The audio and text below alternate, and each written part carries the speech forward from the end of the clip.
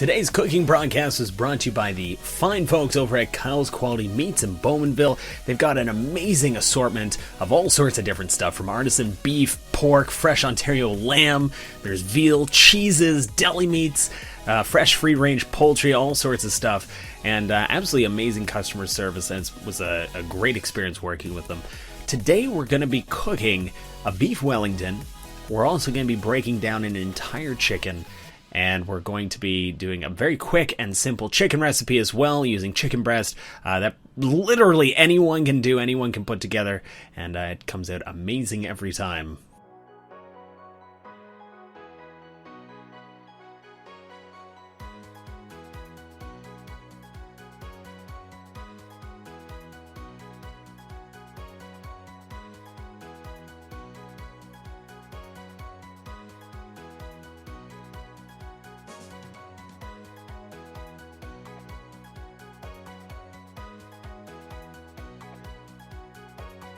Okay, so Beef Wellington. Beef Wellington is a little bit more of a complex dish.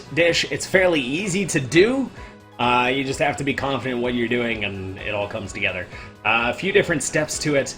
The thing that I'm really excited about is going to be breaking down that chicken, because we're going to break that down, and then I'm going to show you a really ridiculously simple dish to do. If you can't cook at all, you have zero talent in the kitchen, this is the dish for you. And that's why I'm doing it, because I love this stuff. It's super easy.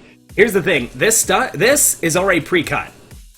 Okay, so all the sinew and like extra tissue and stuff has been removed, all the fatty tissue, it's been cut.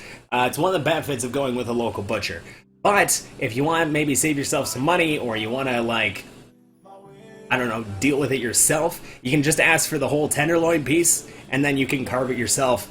The downside is, unless you're trained, like you actually know, you have experience with cutting meat, you're going to waste a lot. So I always suggest, if you're, going to the butcher, you deal with it that way. What we're going to do when that pan's hot, we're going to throw in some butter and a little bit of oil.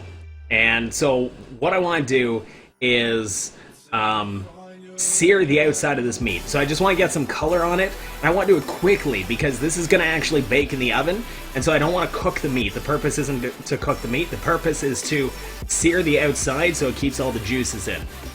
Alright, so you're going to want to make sure, and super important step, that you season all sides of your tenderloin. You want to make sure you've got your salt and your pepper on there before it goes in to the frying pan to sear up the edges. I tend to use rock salt. It doesn't really matter what you use as long as you've got your seasoning on there. Alright, so for this next part, you throw a little bit of butter and olive oil into your pan, and you want to sear off the meat about 30 seconds per side. You want a relatively hot pan, not looking to cook the meat, you just want to seal in those juices. Don't forget to get both ends of the tenderloin. You can even tilt the pan so that the butter and stuff goes up the side of the meat, helps you to cook it a little faster. It just takes a couple minutes, and when you're done, you've got a beautifully seared piece of tenderloin ready for the next stage. So, what I have here is actually a mustard horseradish mix. So what that is going to do is actually going to add some heat, just a very little amount of heat, okay, and some amazing flavor to this. So this is going to sit, okay, while we prepare the rest of our dish. So for this next part, we're going to be making a mushroom duxelle, essentially. We're going to be chopping up some of these brown button mushrooms, approximately 300 grams. We're also going to chop up a couple shallots, and we're going to throw in a few pre-roasted chestnuts to the mix. We're going to throw it all into a food processor. Those chestnuts are just going to give it an absolutely amazing flavor, add to that flavor of that duxelle. We're going to blend that up, and then we're going to throw it into a relatively hot frying pan, and especially a dry frying pan. This is super important because the point of this, we're not looking to saute this mixture, we're looking to essentially steam off all the water. We want to get this as dry as possible. So this will take a few minutes. We got a good amount of mushrooms here.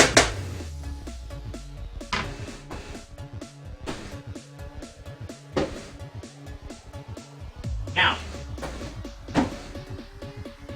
next, very important. We have prosciutto ham. Now, depending on where you're located in the world, you might not know this as prosciutto ham. You might know it as Parma ham. That's okay. It's the same thing. Essentially, it's a very well, it's a cured ham that's been kind of like cured with a salty rind. Delicious. You have it on its own with crackers or on a sandwich.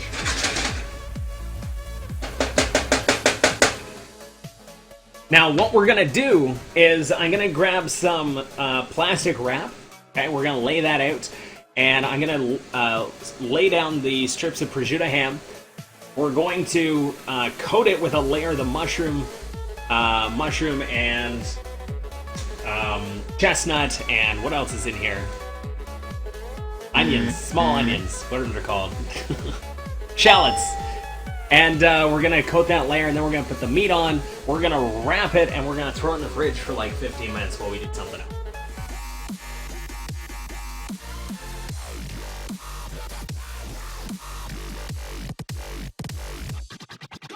Well, let's do that. Go ahead and transfer this to a plate.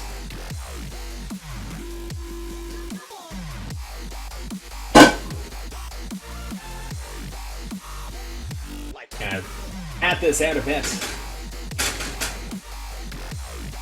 I know most of you guys are nowhere near Canada. We got people from all over, whether it's Europe or the States. Some of you are here in Canada. But the main point I want to hit home is if you're picking up something, try and use your local butcher, because there are so many amazing things, and you get great quality. It's going to be better for you and your family. It's going to taste so much better.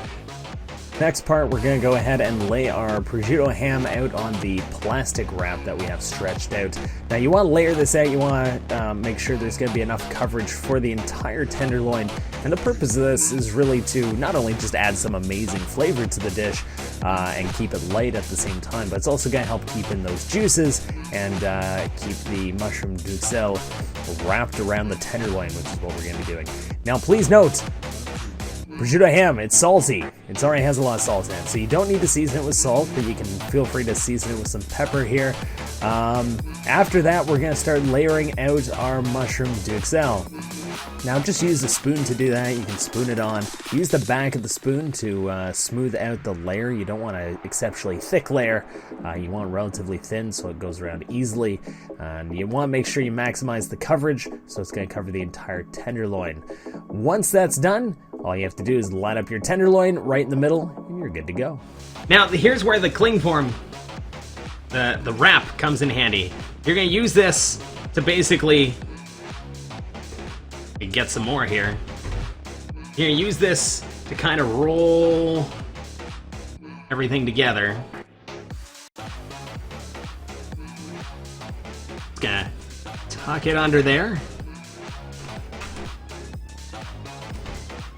And you're going to go ahead and roll it. Now, we're going to lose stuff at the side. It's okay.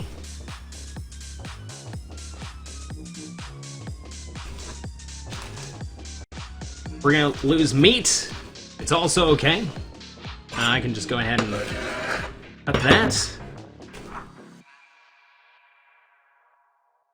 And now you're going to go and twist it. We're going to make a firecracker out of it, if you will. So all this is doing is making it a nice shape. Okay, so this is the first step. We're gonna stick this in the fridge.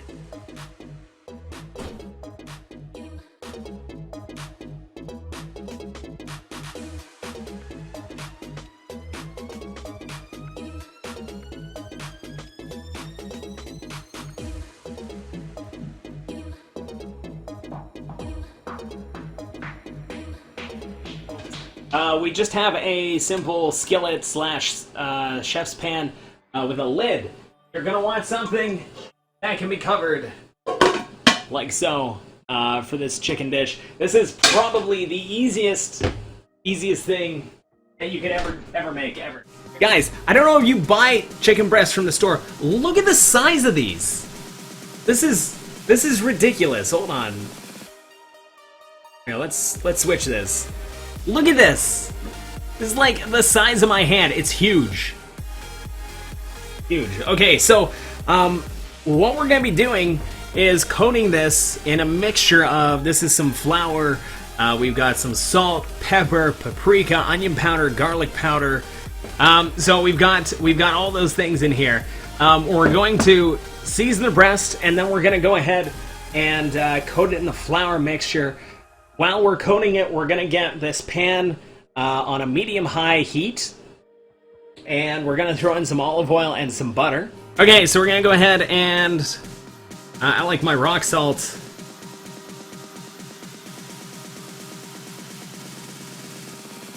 And season that. And then we'll get some pepper in here. And let's go ahead and let's coat this.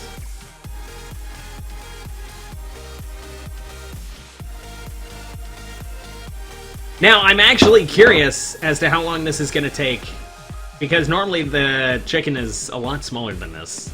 So we'll see if this actually works as intended. Alright, so essentially what I want is to be able to put this in the pan, and stuff's going to sear really nice. Just cut a good chunk of butter. Very liberal with the butter.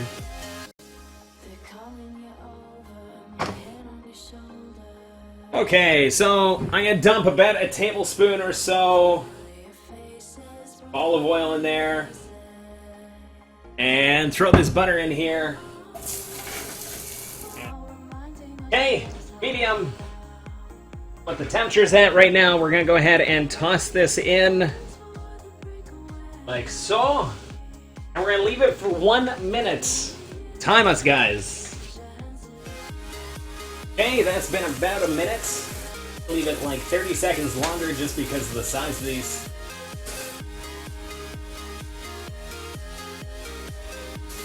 Go ahead and flip. And cover. And put it to low. Now that we have a few minutes, we're gonna go ahead and set up some prep for the next step of the beef Wellington. Just gonna lay out this pre-rolled puff pastry here on the plastic food wrap, and we're good to go. Now all we do, here's the next complicated, this step is really complicated on this chicken we got on the go. Turn off the oven, turn off the stovetop. Don't lift the lid. That's the other difficult part. Don't lift the lid. Don't you dare touch the lid. You touch the lid, it's game over. So it's off, and you just leave it now for another 10 minutes. Don't think about it. Don't look at it. So this next step is relatively easy. We're just gonna coat this.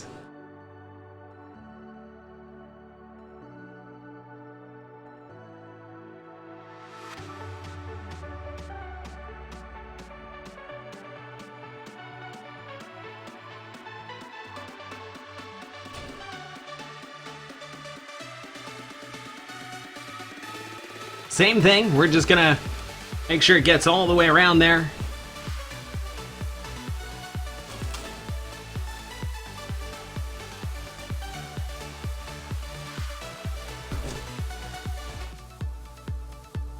Okay, so all this is doing is it's not keeping it a nice even shape. And we're gonna throw this back in the fridge for about 5 minutes or so. And then we'll bring it back out, we'll do the egg wash. So while that's in the fridge, I'm going to go ahead and turn the oven to about 200 degrees Celsius, 400 degrees Fahrenheit. Now I've got mine a little lower because my oven likes to cook hot, and I don't want to burn this. Now when I like beef Wellington, I go for rare to medium rare. This is Megna prefers medium rare, so we'll aim for medium rare. So it's gonna basically sit there for about 35 minutes. While that's in the oven, we're gonna do the chicken breakdown. That'll be the next thing. Okay, well this is definitely should be done, this chicken.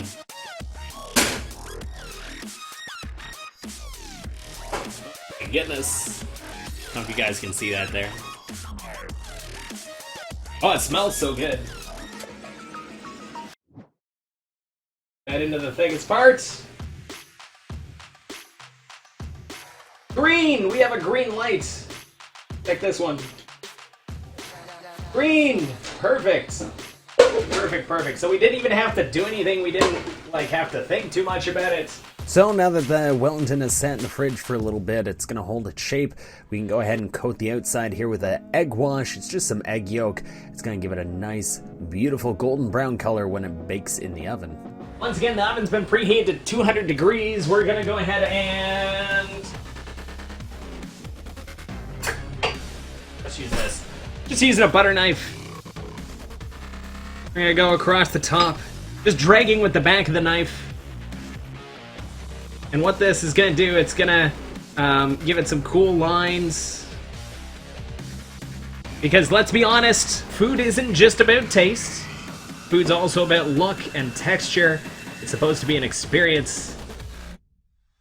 And last but not least, we're going to go ahead and we're going to sprinkle some delicious rock salt right on top. And we're going to pump this into the oven. Middle rack. Okay, so what we're doing now is breaking down an entire chicken. If you don't like meat, you might not want to watch the next portion. It's not the prettiest thing ever. But the cool thing is, this way of doing things gets you a ton of stuff to work with. Okay? There's lots of dishes you can make with it, and it's cheaper if you buy whole chickens. And if you're going to the local butcher, I mean, this chicken is huge. I don't know if I can convey how huge this is. I may have to just weigh it just to show you, but it's like a massive, massive chicken. You're not finding this at Walmart or your local grocery store, I promise you. Okay, so the first thing when you're breaking that chicken is we're going to take off the legs. So we're just going to go ahead and cut right in here. So, the first thing you're going to want to do, I'm sorry if this grosses you out, it's a necessary step.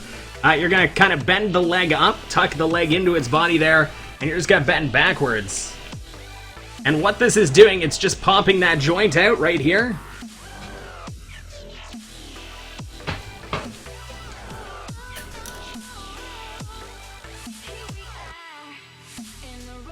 Alright, so we got leg number 1 off.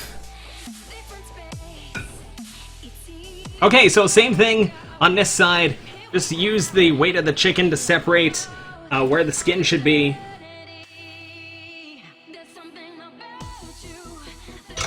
Now in this case, it's a huge chicken, so it's easy enough to do. Tuck up the leg. This is graphic violence. Chickens were harmed in the making of this. Okay, go ahead. You just pop it out there. I don't know if you guys can see the joint. It just literally pops right out, and you cut around it.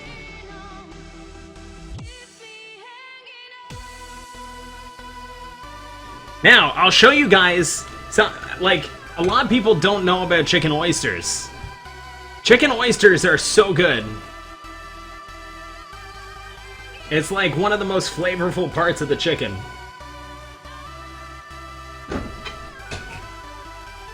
Okay, there we got another leg. I'll separate those out after. Okay, so the next thing that we're gonna do is the wings. So all you want to do is really just want to stretch out the wing. There's a few ways you can actually do this. You could, in theory, just cut right here at the top, where the shoulder is, right, where the connection is. Cut down, and you can literally peel this off, as well as the, so it's gonna get the wing and the breast in one shot. So we're just gonna go ahead and make a cut in here. You want to make sure that you're leaving a lot of breast meat on the breast. You don't want to pull it away to the chicken, and you want to just work your way around the wing, cutting into the joint as you go. It's pretty easy to tell if you're in the joint. You can just wiggle the wing around. Alright, we got a wing. We'll just store that there for now. Same thing with this side. Gonna cut into it.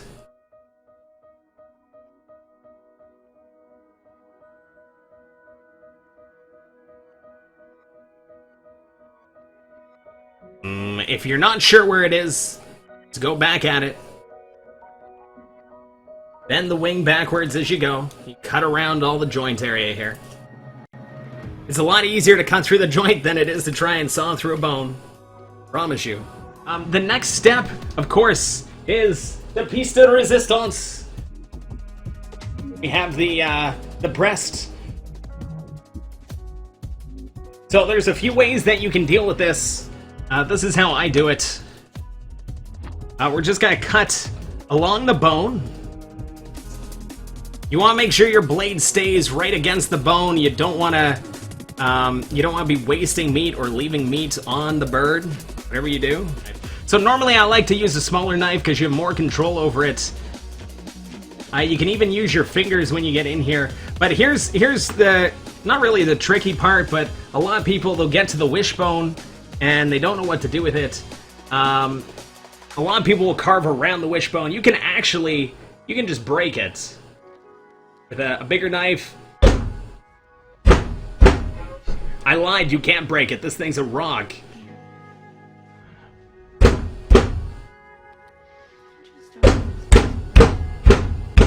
I think I got it. I didn't get it. I swear it breaks. It does. We did this on the chicken earlier. That's why we do 2 casts. There we go. Perfect. You just gotta get in there. You can even cut from this side here, just around the connecting tissue. Now, something to note. If you're taking apart your own chicken, you may not know. You may not know about this. You actually have these, which are chicken tenders, basically. If you want boneless chicken wings, I'm also gonna get rid of the skin because I tend to use skinless breasts. Okay, so look at this. This thing's huge. It's ridiculous. Let me just make sure we got the rest of the wishbone out there. Don't stab yourself with the wishbone, whatever you do. It's a bad idea. Okay, so thing to note, this thing, it's a little connective tissue. You want to make sure you get rid of that. It's not going to cook up well. So what you can do, you want to make sure you've got something that has a grip on it. Because what you're going to do is you're going to go ahead and you're going to slide the knife like this, and there you go. You're left with the connective tissue that can just go away, and then you've got your tenderloin there. Whatever it is. Now you got me calling it a tenderloin. Alright. Our Wellington seems to be doing okay. Okay, so let's go ahead. We're going to carve off this side next. Once again, just along the bone.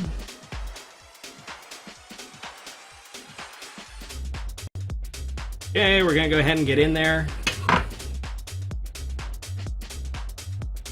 Separate the chicken off the bone. We do have our wishbone here. We'll see how this goes. I don't know if I'll actually break through this one. Just gotta lean the knife, angle the knife. Here we go. Wish me luck. Yeah, we got it. Perfect. One hit. And from back here, we'll just cut along where the wing attached. Once again, leave as much meat on the breast as possible. Please, please, please, please. We actually have stock cooking in the background right now from a chicken I took apart earlier. Once again, we've got chicken tender bit.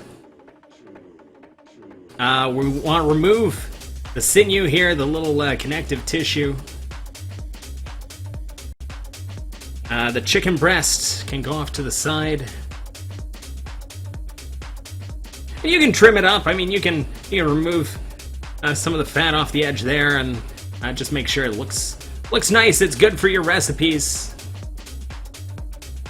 Don't be afraid to get your hands messy. It's okay. In here, along the back, behind the thigh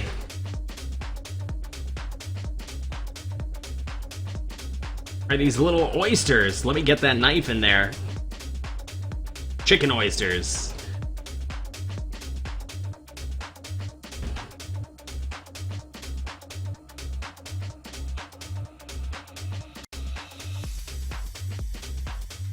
So they're just like small pieces like this. They're not very big, but they are super tender and really flavorful, and it just sits right in there in that hip bone. Now this is not garbage, guys. This is for stock, okay? And any bits that you're not going to use can be for stock, and it's glorious. For example, these bits on the chicken wings, okay? So how do we piece apart a chicken wing? Well, actually, maybe I should grab a freezer bag for that. All you want to do is find out where the joint is. So you just feel for the joint. You can cut down this way to free up that that space, and you can break it here if you want. You don't have to. Go ahead and feel in there, and just start cutting. And if there's any sort of resistance, it should be very easy to cut through there. That's how you know you're at the joint, but you can wiggle it around. Okay, now you've got one sort of chicken wing. Now something you can do with this, okay, if you grab this, and if you pop right here, you just break it back, and you apply pressure, and pop these bones out. Like this, through the skin. Just pull back. There you go, they just gave way. You're gonna go ahead and you're gonna cut the wing tip off, which this, once again, is used for stock.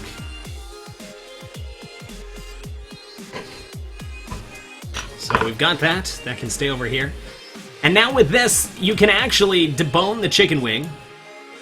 So you can go ahead and you can just pull that bone right out. There you go.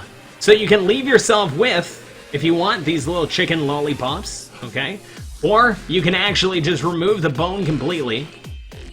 Which is another option. You just gotta pull it off the little knob at the end there. And then what you actually have is you have a chicken wing that's boneless, and you can actually stuff it with all sorts of good stuff. So if you want to stuff it with some sort of filling, whether it's got jalapenos or bacon or whatever, you can actually stuff those and then bread them and deep fry them, and they're amazing. These are really easy to take apart. You can just flip them over and you look for this fatty area. That's pretty much where you want to cut. That's right at the joints. See, we got the joint right there. Okay, so you got a nice drumstick. And of course your chicken thigh. I butchered the skin on that, my bad.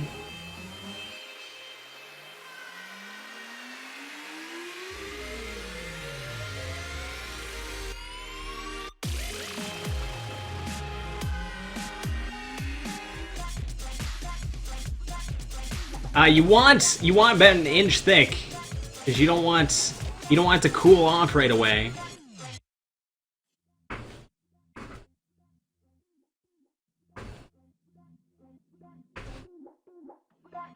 Oh man, look at that! Oh, I'll probably eat this before Mrs. Megna gets home. Just saying. Hashtag just saying.